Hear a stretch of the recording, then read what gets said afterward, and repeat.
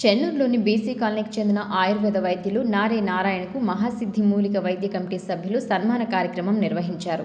ఈ సందర్భంగా ఎన్నో ఏళ్ల దశాబ్దాల నుండి చెన్నూరు చుట్టుపక్కల గ్రామాలలో ఆయుర్వేద వైద్యం చేస్తూ పలువురికి మార్గదర్శకంగా ఉన్న నారే నారాయణను కమిటీ సభ్యులు ఘనంగా సన్మానించారు.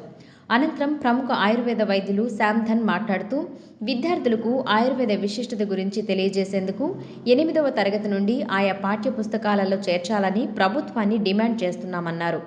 అనంతరం పలువురు వక్తలు ఆయుర్వేద విశిష్టత గురించి వారి అనుభవాలను తెలియజేశారు.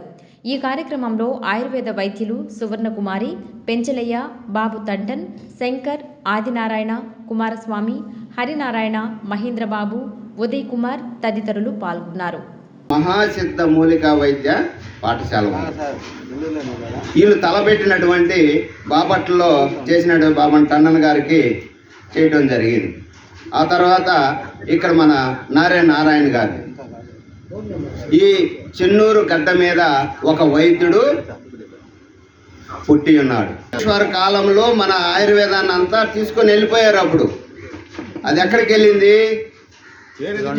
బాగ్దాద్కి వెళ్ళిపోయింది. బాగ్దాద్ నుంచి ఏమైనా వచ్చింది? యునానీగా వచ్చింది.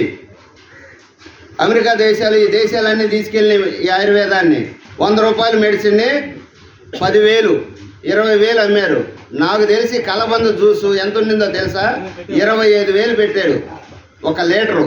అటువంటి వైద్యాలు మనకు ఉన్నప్పుడు మనం ఎందుకు దీన్ని వెనక్కి తీసుకెళ్లాలా, ముందుకే తీసుకెళ్లాలని మనసారా కోరుకుంటూ ఈ కార్యక్రమానికి ఎవరికైతే నారాయణ చేస్తున్నటువంటి మొట్టమొదటిగా నాకు తెలిసి ఈ మామిడి చెట్టు కింద ఒక మంచం, నొలక మంచం మీద పడుకొని నా వల్ల కాదు, నేను చేయలేను అని ఎంతో బాధపడినటువంటి రోజు ఆ రోజు.